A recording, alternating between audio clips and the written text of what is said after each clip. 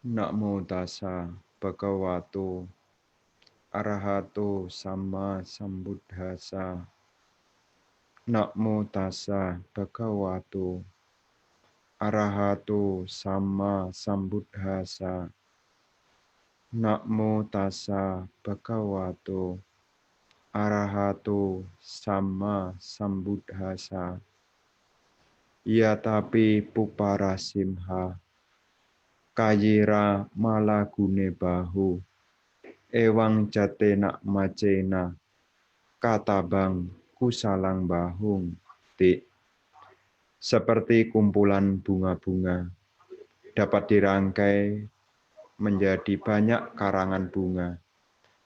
Demikian pula dalam satu kelahiran manusia, banyak sekali kebajikan yang mampu dikumpulkannya. Para Bapak dan Ibu, saudara-saudari sekalian, selamat sore, terpujilah Sang Buddha, Namo Buddhaya. Pada kesempatan sore hari ini, kita masih punya satu kesempatan yang baik, yang mana kita masih bisa menggunakan dan mengisi sebagian dari waktu kita untuk bersama-sama memperkokoh keyakinan kepada Tiratana, memperbarui sila, dan juga memiliki satu kesempatan yang mana pada kesempatan ini untuk mendengarkan Dhamma. Para Bapak dan Ibu, saudara-saudari sekalian, pertama-tama saya menyampaikan bahwasanya tetap menjaga kesehatan, karena kesehatan merupakan aset atau kekayaan yang sangat berguna. Berusaha untuk mengikuti protokol kesehatan agar senantiasa kesehatan saat ini tetap terjaga, serta berusaha untuk cukup makan, cukup istirahat, dan juga jangan terlalu stres, supaya Bapak dan Ibu, saudara-saudara sekalian, senantiasa di dalam satu kondisi, yaitu kesehatan. Karena mengingat, seperti Guru Agung juga menyampaikan di dalam Dhammapada, bahwasanya arogya paramalabha, bahwasanya kesehatan adalah keuntungan terbesar. Dalam hal ini, mengapa disebut sebagai keuntungan yang besar? Karena kalau kita memiliki satu kesehatan, maka kesehatan itu akan menunjang di dalam praktek-praktek Dhamma. Kalau kita punya kesehatan, kita bisa baca parita. Kalau kita punya kesehatan, kita juga bisa diskusi Dhamma. Kalau kita punya kesehatan, kita juga bisa menjalankan sila dan sekaligus bisa berlatih pengembangan batin di dalam samadhi. Inilah berkah-berkah jika kita memiliki satu kesehatan. Bukan hanya orang sehat itu berpikir menikmati dunia ini, karena dunia yang kita nikmati ini sifatnya pun juga akan berlalu begitu saja. Tetapi dengan adanya kesehatan, kita terus berupaya untuk menuntun diri ke arah yang benar. Maka pertama-tama saya menyampaikan untuk tetap menjaga kesehatan. Karena memang kondisi saat ini, ya kita harus menjadi pelindung bagi diri sendiri. Jangan terlalu ceroboh, jangan terlalu gegabah, apalagi ya punya pandangan yang sempit dengan mengatakan, ya kalau tidak karmanya juga tidak apa-apa Bante, ya tidak seperti itu. Bapak, Ibu, saudara-saudari sekalian, pada kesempatan sore hari ini, tema yang akan kita bahas adalah sila sebagai pelindung.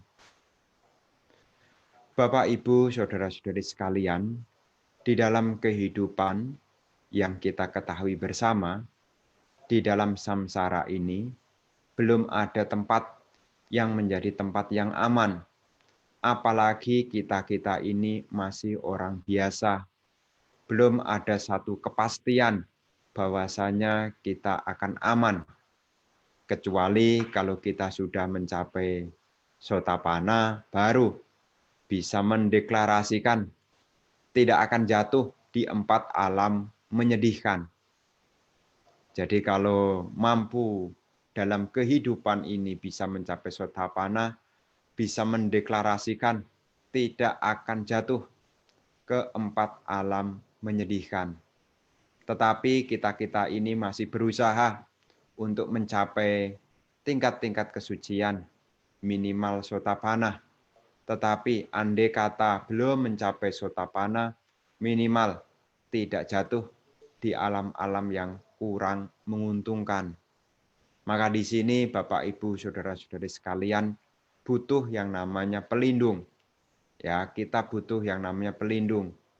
Karena kalau kita punya pelindung, maka kita menjadi aman. Itulah gunanya pelindung. Seperti dalam medis saat ini ada namanya APD. APD itu adalah alat pelindung diri. Dokter-dokter, tenaga medis yang saat ini menangani, membantu dalam penanganan COVID, mereka memakai APD, alat pelindung diri. Meskipun mereka menguasai ilmu medis, mereka tetap yaitu memakai alat untuk pelindung diri. Ya, jadi seperti kita ketahui bersama, meskipun dia sudah lama jadi dokter, punya ilmu tentang kedokteran, kalau dia sampai lalai, tidak mau mengenakan alat pelindung diri, maka itu amat membahayakan bagi dirinya sendiri. Dalam hal ini kurang lebih juga sama. Meskipun kita mengerti teori Dhamma, ya, meskipun kita tahu punya pengetahuan sehubungan dengan teori Dhamma, bahkan kita mampu menganalisis segala fenomena batin secara teoritis. Tetapi kalau sampai kita lalai, tidak membuat satu pelindung, ini juga sangat membahayakan bagi diri kita sendiri. Maka pada kesempatan ini, apa yang menjadi satu pelindung bagi diri seseorang tidak lain adalah silanya. Makanya tema pada sore hari ini adalah sila sebagai pelindung. Kenapa kita membahas di tema ini? Supaya kita jangan sampai larut hanya belajar teori Dhamma, larut hanya diskusi Dhamma, tetapi mengabaikan yaitu pentingnya membuat perlindungan terhadap diri kita. Dikatakan sila ini sebagai yang melindungi. Karena Bapak, Ibu, saudara-saudari sekalian perlu ketahui, disebut pelanggaran sila itu jika di dalamnya ada unsur niat. Ya, jadi disebut pelanggaran sila itu kalau di dalamnya ada unsur niat. Makanya ketika ada niat di dalamnya, sudah menjadi satu karma. Kalau niatnya untuk membunuh makhluk hidup, maka juga sudah punya karma buruk. Maka di sini Bapak, Ibu, saudara-saudari sekalian, setelah mengetahui ternyata ada hubungan antara karma dan sila. Ya, jadi karma dan sila ini ada hubungannya. Karena karma adalah tindakan baik melalui pikiran, ucapan maupun badan jasmani yang disertai oleh niat. Sehubungan dengan sila juga mengatur. Mengatur apa? Mengatur tindak tanduk badan jasmani, mengatur tindak tanduk ucapan. Jadi meskipun sifatnya kasar, seperti apa yang tampak lewat kata-kata, tampak lewat badan jasmani, selama disertai dengan niat yang kurang baik, maka akan menjadi karma. Dan karma itulah yang akan kita warisi. Kama yoni. Jadi karma itulah yang akan kita warisi. Kama yoni. Dan kita juga bergantung dari karma kita. Kama pati sarana. Jadi kita bergantung dari karma kita. Bahkan kama dayada, kita pun sekarang juga terwarisi oleh karma kita. Makanya di sini Bapak, Ibu, saudara-saudari sekalian, penting bagi umat Buddha untuk kembali untuk menjaga sila. Bahkan Bapak, Ibu, saudara-saudari sekalian, perlu ketahui, sila merupakan salah satu kekayaan yang dimiliki oleh seorang upasaka dan juga upasika. Makanya Guru Agung Sang Buddha itu sudah menjadi satu tata ritual, tata di dalam keagamaan Buddhis. Ketika seseorang pergi berlindung kepada Buddha, Dhamma, dan Sangha, maka dibekali berupa sila. Tujuannya apa? Supaya menjadikan sila ini sebagai satu kekayaan. Kalau seseorang punya kekayaan, maka kekayaan itu akan melindungi. Seperti Bapak Ibu kalau bekerja, menabung, kemudian punya tabungan, aset-aset yang berharga, secara umum itu disebut kekayaan. Kenapa Bapak Ibu mengumpulkan kekayaan? Tidak lain supaya melindungi diri. Kalau seandainya di masa-masa sulit, tidak menjadi tersulitkan. Di saat-saat paceklik, tidak mengalami kebingungan. Kenapa? Karena punya kekayaan.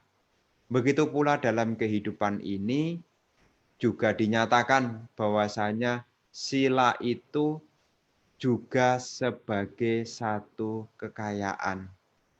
Jadi menjadi satu kekayaan. Makanya sebisa mungkin sebagai perumah tangga, selain mengumpulkan kekayaan materi, berusahalah untuk memiliki kekayaan berupa moralitas. Dan di sini Bapak, Ibu, saudara-saudari sekalian, sila itu sebagai pelindung. Maka siapapun yang hidupnya bersama dengan sila, maka hidupnya akan terlindungi. Ya, jadi tidak perlu khawatir, sudah aman. Bahkan disebutkan bahwasanya seseorang disebut orang baik atau seseorang disebut orang buruk bergantung pada moralitasnya. Jadi seseorang itu dijudge, dinilai sebagai orang baik, dinilai sebagai orang buruk, itu bergantung pada silanya. Begitu pula Bapak dan Ibu juga sama. Kalau memberikan penilaian, orang ini baik atau buruk, standarnya apa? Standarnya bukan penampilan. Jadi kalau seseorang disebut orang baik, standarnya apa? Moral. Jelas sekali. Jadi jelas sekali. Di sini standar kepastian jelas sekali. Seseorang disebut orang baik, seseorang disebut orang buruk, standarnya adalah silanya. Maka sebagai perumah tangga, salah satu harapan perumah tangga itu kan punya harapan supaya punya nama yang harum. Ya, punya nama yang harum. Supaya punya nama yang harum, maka sebisa mungkin menjaga sila. Karena sila inilah yang membedakan satu sama yang lainnya. Anda kenal saya, kenal yang lain, kenal orang lain. Anda bisa memberikan satu penilaian. Ini baik atau buruk bergantung dari apa yang dilakukan sehubungan dengan sila. Maka penting di sini pembahasan sila sebagai dasar. Sebagai perumah tangga, memang dinyatakan ada 5 sila yang seyogianya dipraktekkan. Ini sebagai perumah tangga. Seperti yang tadi barusan telah diminta, ya. Mulai dari berusaha untuk tidak membunuh makhluk hidup, berusaha untuk tidak mencuri, berusaha untuk setia dengan pasangan hidup, berusaha untuk tidak berbohong, berusaha untuk tidak meminum minuman keras. Karena ini menjadi satu hal yang bagi perumah tangga perlu miliki. Maka sebisa mungkin silanya ini dijaga dengan sebaik-baiknya. Seringkali kita mendengar, ya di tengah-tengah masyarakat seringkali kita mendengar satu ungkapan, yaitu menjalankan sila itu sulit. Ya. Menjalankan sila itu berat. Bapak, Ibu, saudara-saudari sekalian, justru sebaliknya. Kalau sampai kita tidak punya sila yang baik, hidup kita akan sulit. Contoh saja, kalau Bapak Ibu berdagang, kemudian Bapak Ibu melanggar sila kedua yaitu mencuri, apakah sila keempat yaitu tidak tepat janji atau berbohong, kalau sudah dinilai sebagai orang yang demikian, nanti ke depannya jadi sulit. Kenapa? Orang tidak percaya. Bahkan juga dikatakan kepercayaan itu harganya mahal. Ya, jadi kalau sekarang Bapak Ibu sebagai perumah tangga, ya jangan berpikir bahwasanya menjalankan sila itu sulit. Justru kalau sampai kita tidak menjalankan sila, hidup kita jadi sulit. Begitu pula kalau kita tidak menjalankan sila, hidup kita juga berat. Kenapa berat? Karena sila itu, akibat dari pelanggaran sila itu bukan hanya di dalam kehidupan sekarang saja, tetapi juga di kehidupan yang akan datang. Makanya kalau kita punya satu pemahaman, ya Bante, menjalankan sila ini sulit kok. Menjalankan sila itu berat. Ingat Bapak Ibu ya, nanti kalau sampai lupa menjalankan sila, nanti hidupnya sulit. Kalau sampai lupa menjalankan sila, nanti hidupnya berat. Maka di sini ya biasakanlah sebisa mungkin ya. Meskipun kadangkala juga ada yang bolong-bolong sedikit, ya sebisa mungkin ada usaha untuk memperbaiki. Jangan sampai kita bersekutu dengan pelanggaran-pelanggaran sila. Ya, karena sila ini adalah pelindung. Ya, memang seperti yang kita ketahui, itulah yang ada di masyarakat. Ada yang bilang, yang melanggar sila ini kan yang enak-enak. Kenapa yang enak-enak kok enggak boleh? Ya, justru kalau kita melanggar sila bukannya dapat enak, dapatnya adalah kepahitan. Kepahitan. Maka di sini butuh satu kesadaran di dalam diri kita. Dasar apa yang harus dimiliki oleh seseorang yang mau menjalankan sila? Dasarnya adalah keyakinan. Ya, dasarnya adalah keyakinan. Kalau keyakinannya kokoh, keyakinannya kuat, maka silanya pun menjadi ikut kokoh dan kuat. Begitu pula sebaliknya. Kalau keyakinannya masih ragu-ragu, ya silanya juga ikut ragu-ragu juga. Ketika seseorang sudah punya keyakinan, seseorang itu akan membangkitkan dalam tindakan sehubungan dengan sila.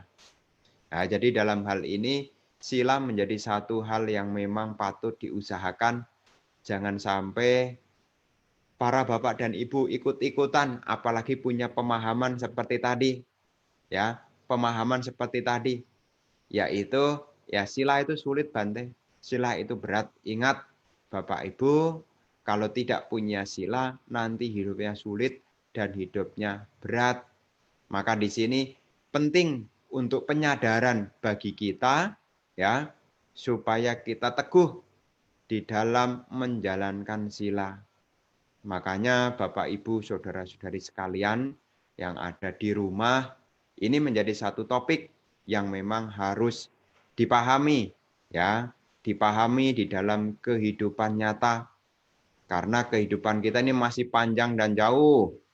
Ya, kita masih belum aman. Kita akan terus lahir kembali, lahir kembali. Belum ada yang bisa memberikan satu kepastian. Nah, jadi belum ada yang bisa memberikan satu kepastian. Kalau kita aman, tidak mungkin jatuh ke 4 alam menyedihkan. Belum ada yang bisa memberikan kepastian. Wong belum mencapai sotapana. Ya, jadi dalam hal ini perlu membangkitkan satu semangat. Dan saya yakin para umat ya, yang ada di Samarinda, saya yakin kok. Saya yakin ya bisa menjalankan sila ini dengan sebaik-baiknya. Karena saya juga mengetahui dari Bapak Ibu, ya sebisa mungkin namanya juga latihan. Latihan. Jangan sampai mempersulit diri. Karena memang sila ini adalah sesuatu yang kita butuhkan. Ada orang yang mengatakan begini, Bapak Ibu. Yang penting kan punya kebajikan, toh Bante. Yang penting kan kebajikannya punya. Saya sudah berdana. Ya, Bapak Ibu berdana. Tapi kalau sampai lupa menjalankan sila, dana ini tidak banyak bisa membantu. Ya, dana ini tidak bisa banyak membantu. Jadi dana ini tidak bisa banyak membantu. Jadi dalam hal ini dana memang dibutuhkan. Kita perlu membuat jasa kebajikan supaya hidup kita tidak kekurangan. Kan manfaat dana kan itu. Yang berdana hidupnya tidak kekurangan. Jadi orang-orang yang berdana karena memberi itu mensejahterakan, akibat dari mensejahterakan hidupnya tidak kurang. Itu manfaat dari berdana. Tetapi kalau sila, ya, sila ini bisa mengangkat seseorang ke alam manapun.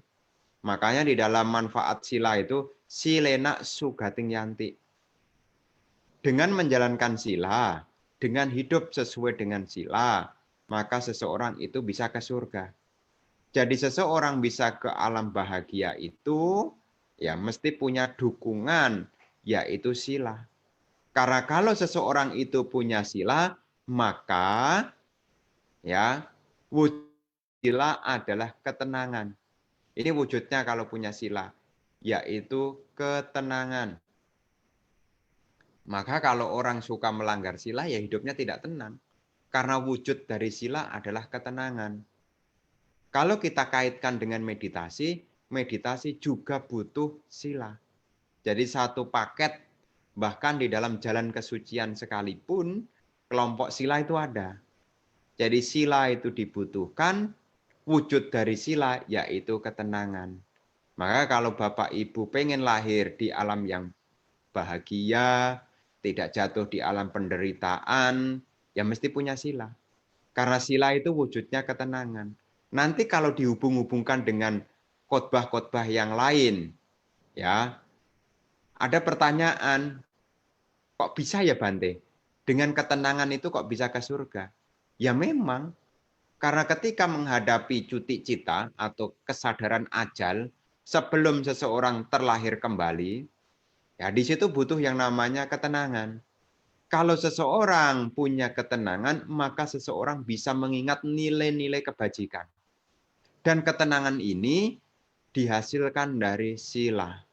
Jadi sila itu adalah hal yang bisa terwujud dalam ketenangan.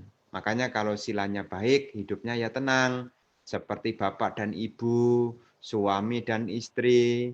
Kalau silanya baik, rumah tangganya menjadi tenang. Tidak ada curiga dan mencurigai. Jadi tidak ada curi dan mencurigai. Curiga-curigaan. Tidak ada. Kenapa? Jelas, transparan, tidak ada yang perlu ditutup-tutupi lagi. Nah, maka di sini inilah yang menjadi pelindung. Rumah tangga juga terlindungi, pekerjaan juga terlindungi, masa depan juga terlindungi.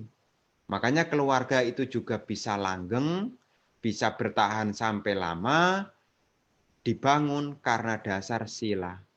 Ya, kalau satu sama yang lainnya tidak menyakiti, satu sama yang lainnya mau berbagi bukan mencuri, satu sama yang lainnya setia pasangan hidup tidak selingkuh, satu sama yang lainnya tidak musyawadah, tidak berbohong, satu sama yang lainnya juga tidak melemahkan kesadaran, maka rumah tangganya pun bisa terlindungi.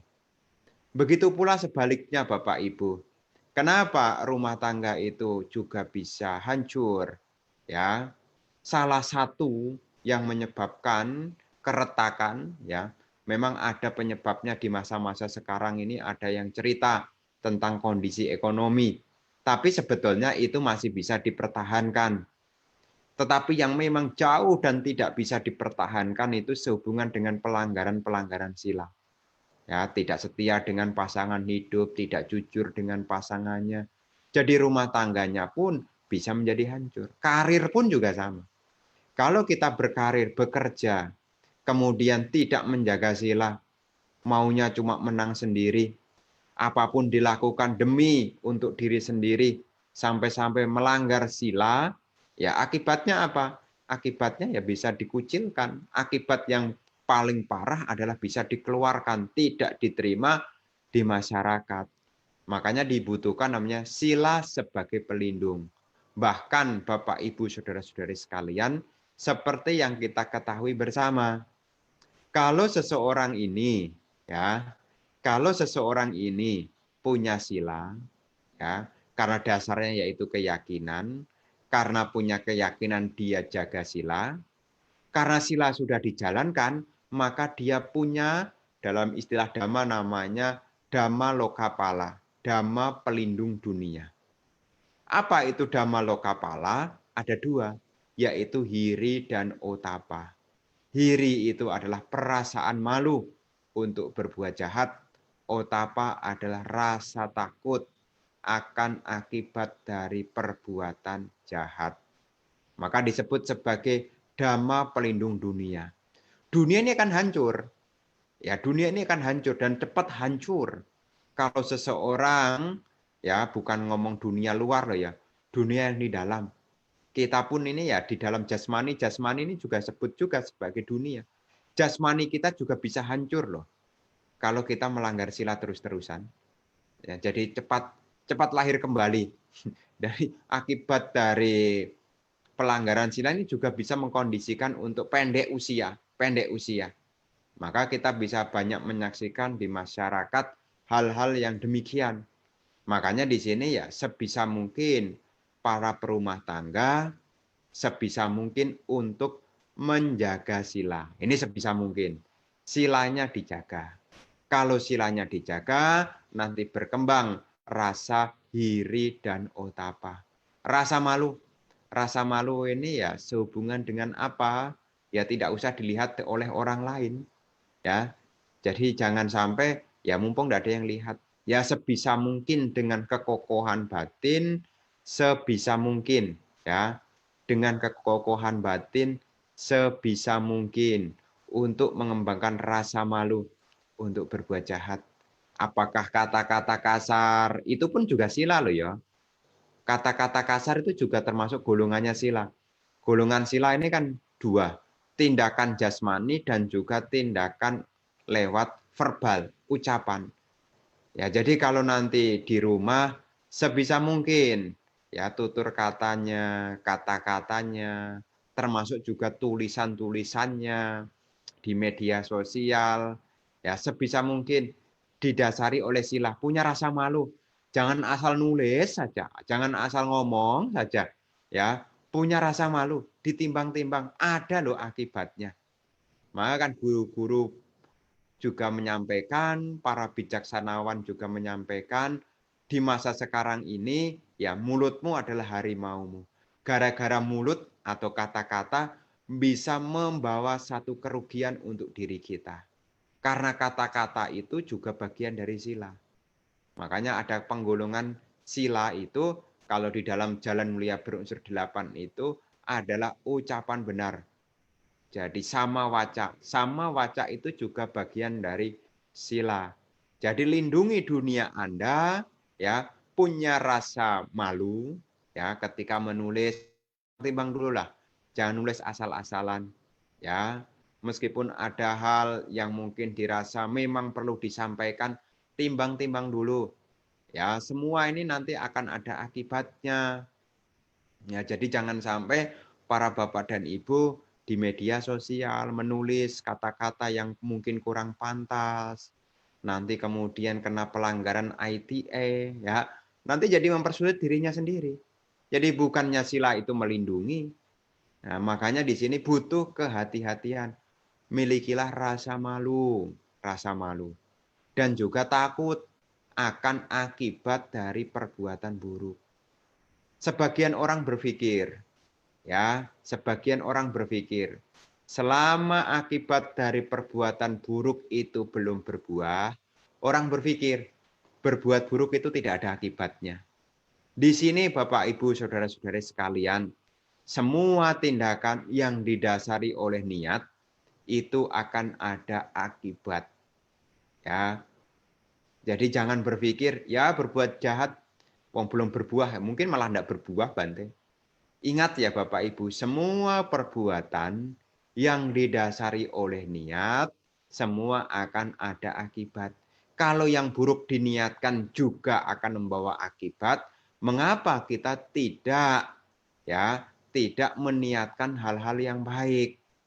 Ya, berbicaralah yang menyenangkan, jangan marah, hal-hal yang baiklah. Ketika kita sudah membuat satu tanaman itu, ya kita lakukan atas dasar apa? Sila. Karena tahu akibatnya. Ya, jadi mengerti akibat-akibat dari apa yang dilakukan. Makanya di sini disebutkan sebagai sila sebagai pelindung. Yang bisa melindungi seseorang tidak lain adalah silanya. Ya. Jadi sila ini menjadi satu pelindung yang memang patut dimiliki dan patut diusahakan. Seringkali saya juga membuat satu perumpamaan. Kalau orang punya sila itu seperti orang punya rumah. Ya, jadi kalau orang punya sila itu seperti orang yang punya rumah, rumahnya dikasih pagar. Ya, kalau rumah seseorang itu ada pagarnya atau rumah seseorang itu dikasih tralis begitu, ya. Ketika dia keluar karena ada pagarnya, ya, dia harus membuka pagarnya. Memang rumah kalau ada pagarnya itu agak repot. Jadi kalau kita punya rumah ada pagarnya itu agak repot. Mau keluar mesti buka, sudah sampai luar mesti nutup, kan repot. Ketika nanti pulang mau masuk ke rumah, buka pagar. Setelah masuk sampai rumah, nutup pagar, repot. Tapi diingat, kalau rumah itu punya pagar, maka pencuri tidak masuk. Kalaupun ada pencuri pengen masuk, dia pasti berpikir ulang. Berpikir ulang. Kenapa? Pagernya sudah setinggi ini. Ya, pagernya saja sudah setinggi ini. Nanti bisa masuk, tidak bisa keluar. Maka dikatakan ya, sila itu seperti halnya pagar. Ya, melindungi. Makanya perumah tangga akan aman, perumah tangga akan nyaman selama hidupnya bersama dengan sila. Jagalah 5 latihan kemoralan itu dengan sebaik-baiknya. Jadi sebisa mungkin dijaga, ya. Karena juga dikatakan kok di dalam salah satu nasihat yang Guru Agung sampaikan kepada pemuda Sigala dalam Sigala Wadasuta, salah satu yang menjadi penyebab habisnya kekayaan adalah pelanggaran sila. Ya, pelanggaran sila itu juga bisa menjadi penyebab, salah satunya adalah berkurangnya atau hilangnya harta kekayaan. Makanya kalau perumah tangga sebaliknya kalau perumah tangga ini mengharapkan kekayaan, ya bekerjalah dengan sila. Artinya bekerja dengan sila bagaimana? Bekerja ya bekerja, tetapi silanya juga dijaga. Karena ketika Bapak Ibu bekerja dengan menjaga sila, ya bekerjanya akan sungguh-sungguh. Dan uang yang sudah terkumpul tidak terambur-ambur. Nanti kalau tidak jaga sila, ya nanti ya bekerja, punya duit nanti dipakai untuk melanggar sila kelima, dipakai untuk melanggar sila ketiga. Kalau sudah kelima ketiga ditanya sama istrinya tidak ngaku, melanggar sila keempat, kan begitu. Ya, karena tidak ngaku melanggar sila keempat, ternyata duitnya sudah habis, kemudian melanggarlah sila kedua, mencuri. Karena tidak dikasih oleh sang istri, melanggarlah sila pertama membunuh. Banyak kasus kan begitu. Jadi ada korelasi sebab akibat. Maka di sini Bapak Ibu Saudara-saudari sekalian, juga di dalam Dhammapada dikatakan harumnya kebajikan akan mampu mengalahkan harumnya arah angin. Jadi harumnya kayu cendana, kayu melati, ya. Di sana dikatakan kan begitu.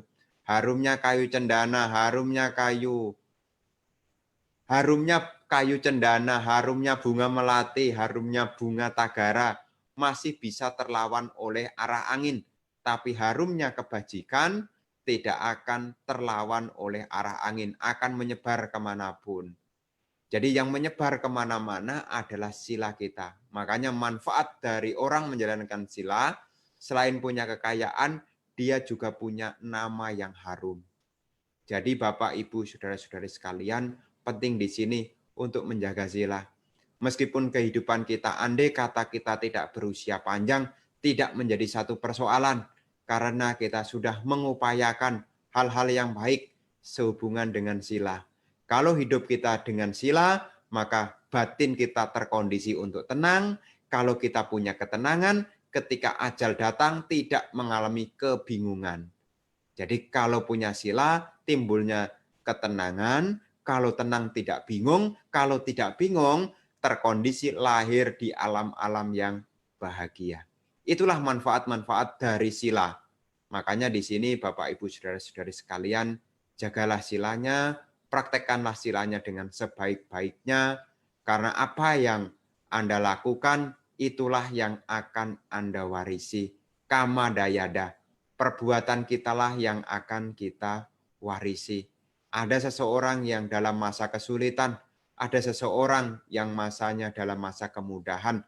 Tidak lain itu juga ada akibat-akibat dari apa yang pernah ditanam di masa-masa sebelumnya.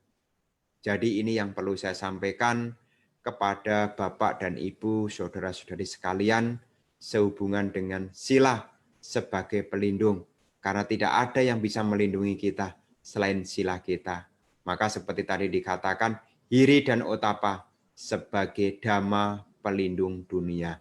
Rasa malu dan rasa takut akan akibat perbuatan jahat, itulah yang akan melindungi kita. Oleh karena itu, apa yang saya sampaikan dalam waktu yang tidak panjang, semoga bisa dimengerti, bisa dipraktekkan. Sesulit apapun, berusahalah. Ya, jangan mengatakan yang seperti tadi saya sampaikan, yaitu, ya Bante, menjalankan sila itu sulit dan berat. Ingat Bapak Ibu, hidup kita akan tambah sulit, tambah berat, kalau kita tidak bersama dengan sila.